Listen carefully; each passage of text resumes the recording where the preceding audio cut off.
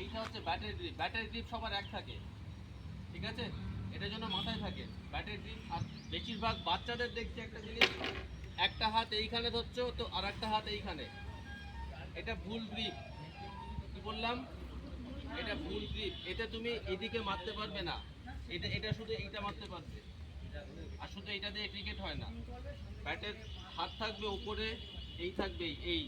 গ্রিপটা ভীষণ important, grip ভীষণ important, বারবারই বলছি। এইখানে কেউ হাত রাখবে না, বেশিরভাগ ছেলেকে দেখছি এইখানে একটা হাত আর এইখানে, এত বড় গ্যাপ থাকবে না মাঝখানে। বুঝতে পেরেছি? এই হাত উপরে থাকবে, এই হাত এই ফর্ম। আর যখন ব্যাট ধরবে এই হাত ভীষণ টাইট, ভেবে নেবে এই হাত থেকে যদি ব্যাট বেরিয়ে যায় আমি আউট হয়ে যাব। বুঝতে পেরেছো? এই হাত থেকে ব্যাট বেরোবে না, যদি কেউ টানেও 10 জনে মিলে এই হাত থেকে ব্যাট বার করতে পারবে না, ঠিক আছে? এটা যেন মাথায় থাকে।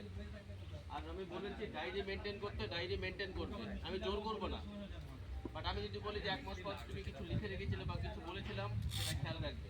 আর একই জিনিস প্রত্যেক দিন এসে যদি কাউকে বলতে হয় তাকে আমি আর বলবো না কিছু। আর ধরো তোমাকে আমি বললাম যে ক্যাচিং এর সময় আঙুল এরম থাকবে না, কি বললাম?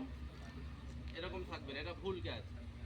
তখন দেখছি তুমি পরের সপ্তাহে এসে দেখলাম একই জিনিস, তারপরও যদি দেখি একই জিনিস, আমি প্র্যাকটিস করতে দেবো, তুমি অন্যভাবে করবে বাচ্চাদের সাথে, ঠিক আছে? এটা সবার জন্য প্রযোজ্য, কিন্তু ভুল জিনিস রোজ রিপিট করবে না।